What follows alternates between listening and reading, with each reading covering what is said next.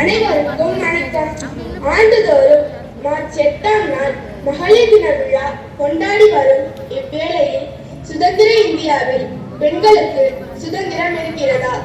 பெண்கள் முன்னெடுக்கும் எல்லா காரியங்களிலும் வெற்றி பெறுகிறார்களா என்பதை ஜெயித்து காட்டுவோம் என்ற தலைப்பில் ஒரு சிறு நாடகம் ஒன்றை நடித்து காட்ட வருகிறார்கள் என் பள்ளியின் மாணவ மணிகள். பங்கு பெறுவோர் பாரதியாக ஹேமலதா, பெரியாராக நாகலட்சுமி, அப்பாவாக பூர்விகா, மகளாக லோகேஸ்வரி, தாத்தாவாக ஜெயகிருதி, சப் கலெக்டராக மோயிதாஸ்ரீ, பஞ்சாயத்து தலைவராக தனுஸ்ரீ, ஊர் பொது மக்களாக எம்ஜிபிதா, மஸ்னா பாத்திமா, மதுலிஷா, பிஜிபிதா. காட்சி 1. பங்கு பெறுவோர் பாரதி மற்றும் பெரியார். வணக்கம் பாரதியாரே, எப்படி இருக்கீங்க? வணக்கம் வணக்கம். வாருங்கள் பெரியாரே, நான் நலமாக இருக்கிறேன். நீங்கள் நலந்தானே? நமது நலத்திற்கு என்ன குறை? நாட்டின் கண்களான பெண்கள் குறித்துதான் கவலை. அடிப்படை தேவைகளை கொடுத்து அகற்றப்பட வேண்டியவைகளை அகற்றினால் பெண் விடுதலை சிந்தனை மேலோங்கும் அல்லவா? அடிப்படை தேவை அகற்றப்பட வேண்டியவை அப்படின்னா என்ன பாரதியாரே? நீங்க சொல்றது எனக்கு புரியவில்லையே. பெண் கல்வி, பெண் உரிமை, சொத்துரிமை, அரசு பணி ஆகிய அடிப்படை தேவைகளாகும். குழந்தை திருமணம், மனக்கொடை, கைமை வாழ்வு என்பவை அகற்றப்பட வேண்டியவைகள். மேற்கண்டவைகள் சரியாக நடந்தால் நீங்கள் கவலைப்பட வேண்டிய அவசியமே இல்லை. நான் சொன்னால் உங்களுக்கு புரியாது, நேர்ல வந்து பார்த்தாதான் புரியும். நேரிலா? எங்கு செல்வது? நீங்கள் என்னோடு வாருங்கள். நாட்டின் மகளிர் நிலைமை எப்படி இருக்கிறது என்று பார்த்து வருவோம். சரி, வாங்க போகலாம். இருவரும் மகளிரின் தற்போதைய நிலையை காண செல்லுதல். காட்சி 2. இடம் வீடு. பங்கு பெறுவோர் அப்பா, மகள், தாத்தா. லோகேஸ்வரி, எங்க இருக்க? என்ன பண்ற? தோட்டத்துல இருக்க அப்பா. இங்க என்ன பண்ற? இந்த செடி ரொம்ப அழகா இருக்குப்பா, அதனால வீட்டு வாசல வைக்கலான்னு எடுக்க வந்தேன்.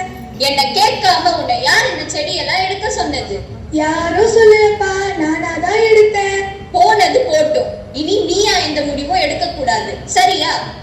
சரி, இனி இது போல செய்ய மாட்டேன். சபாஷ் மகனே, சரியா சொன்ன. இன்னைக்கு அவ இஷ்டத்துக்கு செடியை நடுறேன்பா, நாளைக்கு எதனா ஒரு கொடியை நடுறேன்பா. இதெல்லாம் நமக்கு சரிப்பட்டு வராதுப்பா. இதுக்குதான் பொம்பளை பிள்ளைங்களை படிக்க வைக்க கூடாதுன்றது. இப்ப பாத்தியா, அவ இஷ்டத்துக்கு முடிவெடுக்கிற அளவுக்கு வந்துட்டா. சரி சரி விடுங்க, இனிமே இது போல செய்ய மாட்டா. ஒரு செடியை வைக்க கூட எனக்கு உரிமை இல்லையாப்பா? இல்ல, மேற்கொண்டு பேச வேணாம். வீட்டுக்குள்ள போய் வேற வேலையை பாரு.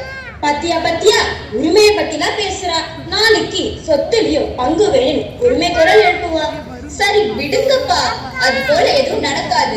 சீக்கிரம் கிளம்புங்க, இன்னைக்கு கிராம பஞ்சாயத்து நடக்குது, அதுக்கு போகணும். வாங்க போகலாம். எங்க ஸ்கூல்ல தான்ப்பா மீட்டிங் நடக்குது, நானும் வரேன்ப்பா. பள்ளிக்கூடம் வேற, கிராம பஞ்சாயத்து வேற. அங்கெல்லாம் பெண் பிள்ளைகள் வரக்கூடாது. நான் தான் உன்னை வீட்டுல இருக்கிற வேலையை செய்ய சொன்னேன்ல, போய் அதை பாரு.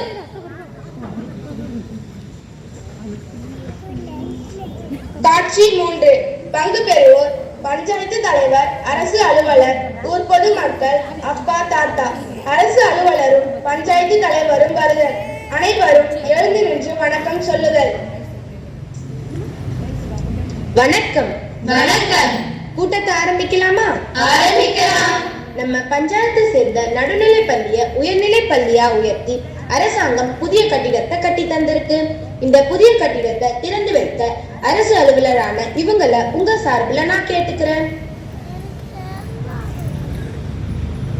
ஏமா, நாங்களாம் இருக்கோம், எங்க முன்னாடி வந்து உட்காருங்க. எழுதுறீங்கம்மா. நீங்களும் உட்கார்ந்து தானே இருக்கீங்க, நான் உட்கார்ந்தா என்ன தப்பு? அதானே, என்ன தப்பு? நீ கொஞ்ச நேரம் அமைதியா இரு, பெரியவர் என்ன சொல்ல போறாருன்னு பாப்போம். நீங்க தலைவரா இருந்தாலும் நீங்க ஒரு பெண். பெண்கள் ஆண்களுக்கு முன்னாடி உட்கார கூடாது. ஓ அப்படியா? சரி, பின்னாடி உட்காருங்க. முன்னாடியோ பின்னாடியோ எங்களுக்கு சரிசமமா உட்கார கூடாது. அது மட்டுமல்ல, புது கட்டிடத்தை இந்தமா திறக்க கூடாது. வேற யாராவது ஆண் ஆபீசரை வர சொல்லி திறப்பு விழா நடத்துங்க. அனைவருக்கும் வணக்கம். ஐயா, உங்களுக்கும் வணக்கம். இவ்வளவு நேரமா நீங்க பேசுவதை கேட்டுதான் இருந்தேன். புதிய கட்டிடத்தை யார் வேணாலும் திறக்கட்டும், ஆனால் அதுக்கு ஒரு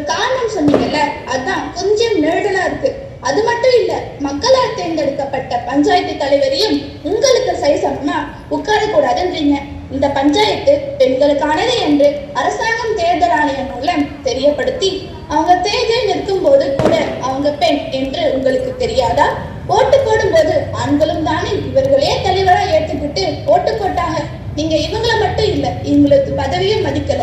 இது ரொம்ப தப்புங்கய்யா. மேடம், எங்க ஊர் பெரியவரே எதிர்த்து பேசுறீங்களா? பெரியவர் என்ன சொன்னாலும் சரியாதான் இருக்கும். பேசாம அவர் சொல்றத கேளுங்க. ஆண்டவன் படைப்பில் அல்ல குரு படைப்பு பெண். பெண்ணை விட மென்மையும் மேன்மை நிறைந்த படைப்பு உலகில் வேறு எதுவுமே இல்லை என்கிறார் அண்ணல் காந்தியடிகள். சங்ககாலம் முதல் தற்போது வரை பெண் இனம் இச்சமூகத்தில் அடிமை போலவே நடத்தப்படுகின்றன.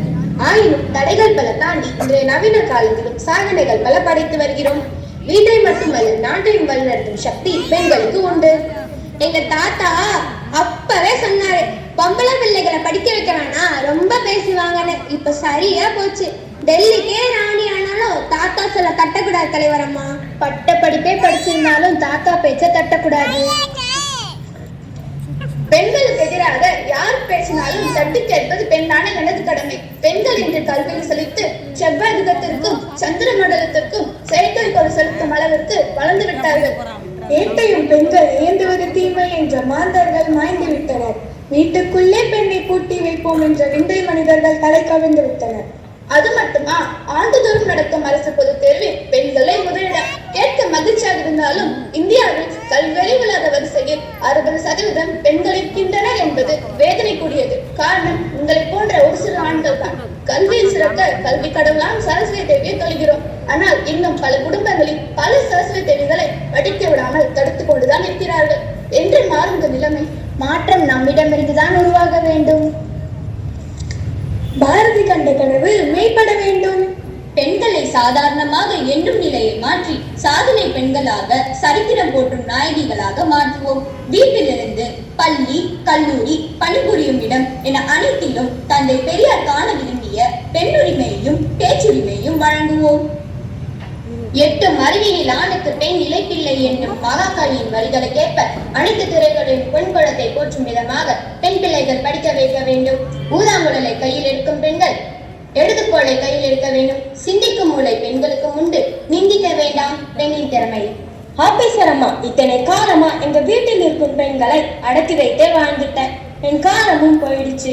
இனி வரும் காலத்தில் வீட்டிற்குள் பூட்டி வைக்கும் நிலை ஏற்படாமல் பார்த்துக்க வேண்டியது உங்க பொறுப்புமா? அதுக்கு தானே என்ன இந்த தாலுகாவிற்கு அனுப்பியிருக்காங்க. இங்க ஆபீசர்னு தெரியும். என்ன ஆபீசர் நீங்க? Sub collector. அப்படின்னா என்னம்மா?